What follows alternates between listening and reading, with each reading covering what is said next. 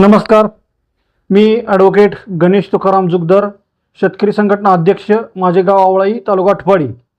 मी 25 जुलै 2025 रोजी बैलगाडी शर्यती स्पर्धेचं आयोजन केलं होतं. त्याला मी शासनाची परमिशन घेतलेली होती. त्याप्रमाणे मला कोणतीही शासनानं अडचण नव्हती, काही नव्हती. आणि माझ्या मैदानावर मैदान 2 दिवस पुढे आहे. त्याच्या आधी अखिल भारतीय बैलगाडी संघटनेचे सचिव विलास प्रकाश देशमुख यांनी एक चुकीच्या पद्धतीने क्लिप टाकली आणि ती क्लिप व्हायरल झाल्यामुळं तिथं वादाचा प्रश्न निर्माण होत असल्यामुळं आम्हाला मैदान घेण्यासाठी शासनाने विनंती केली की थांबवा, तुम्ही मैदान पुन्हा घ्यावं. आणि ते मैदान आम्ही पुन्हा घेतलं आणि पुन्हा मैदान व्यवस्थित पार पाडलं.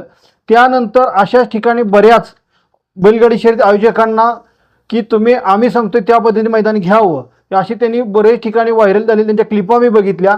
त्यानंतर मी त्यांच्या क्लिपच्या आधारे दिनांक 13/2/2026 रोजी मी माननीय महसूल आयुक्त चंद्रकांत पुलकंडवारसो यांना तक्रारी अर्ज दाखल केला.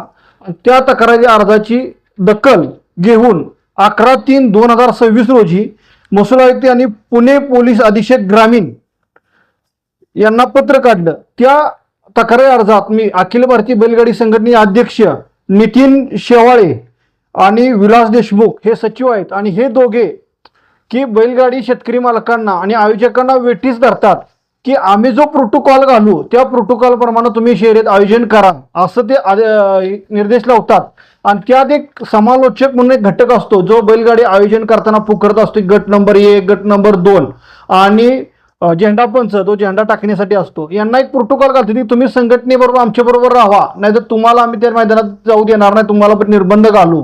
अशा बऱ्याच ठिकाणी त्यांनी प्रोटोकॉल तोडल्यामुळे आणि ही तक्रारी अर्जाची दखल घेतल्या की तक्रार सुनावणी घेण्यासाठी पुणे पोलीस ग्रामीण यांनी त्यांना पत्र व्यवहार केला असावा. आणि या पत्राच्या आधारे त्यांनी मला आज दिनांक 24/4/2026 रोजी दुपारी 1:05 आरोग्य भाषेत शिवीगाळ आणि जीवे मारण्याची धमकी देऊन तू मैदान घे, तो आयोजक बनव, तो आयोजन कर, तुझ्या मैदानावर मी चुकीच्या क्लिपात टाकणार आणि माझ्यावर कितीही गुन्हा दाखल कर, काय फरक पडत नाही, तक्रारी अर्ज राहील बाजूला, तुला बघून घेऊ, अशा खालच्या भाषेत जाऊन मला त्यांनी शिवीगाळ केली. आणि ही संस्था मुळात कोणती रजिस्ट्रेशन नाही, ही संस्था फ्रॉड आहे. या संस्थेचं कुठेही रजिस्ट्रेशन नाही अखिल भारतीय बैलगाडी संघटना म्हणून. आणि कोणत्याही संघटनेला किंवा कोणालाही असं कोणत्याही बैलगाडी शर्यती आयोजकाला निर्बंध घालता येत नाही की आम्ही सांगतोय तसं मैदान घ्या किंवा आम्ही सांगतोय ते निर्बंध लावा, आम्ही सांगतोय त्याच पद्धतीने निकाल द्या, असं कोणालाही घालता येत नाही. आणि माझं बैलगाडी शर्यती मालकांना विनंती आहे की जर तुम्ही ह्या मैदानात पळाला म्हणून त्या मैदानात जर तुम्हाला नंबर आला किंवा निकाल दिला नाही, त्यांनी आमच्याशी संपर्क साधावा. त्याच्याशी आम्ही ठामपणे पाठीशी आहे. आणि शासनाला सुद्धा माझी या पत्रकार परिषदेमध्ये विनंती आहे, जर कोणी अशी कुठली संघटना जर निर्बंध घालत असेल चुकीच्या पद्धतीने किंवा बेकायदेशीरपणे आणि कायदा सुव्यवस्था बिघडवत असेल तर शासनाने सुद्धा याची समोर दखल घ्यावी अशी मी विनंती करीत आहे.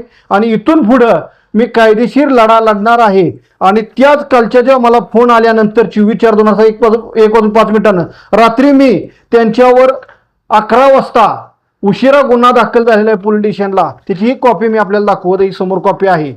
विलास प्रकाश देशमुख यांच्यावर मी रितसरपणे गुन्हा दाखल केलेला आहे.